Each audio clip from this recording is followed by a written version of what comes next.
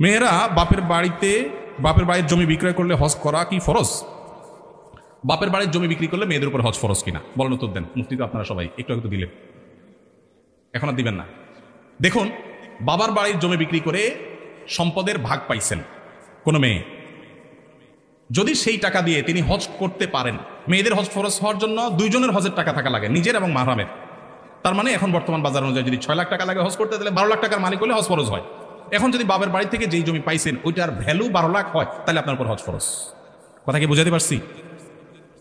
এখন বলবেন জমি বিক্রি করে হজ করবে? হ্যাঁ, জমি বিক্রি করে হজ করবে ওই ব্যক্তি যে জমির ইনকামের উপরে ডিপেন্ডেন্ট না, যার জমির ফসল দিয়া তার 12 মাস চলে, সংসার চলে, তার জন্য জমি বিক্রি করে হজ করা ফরজ না।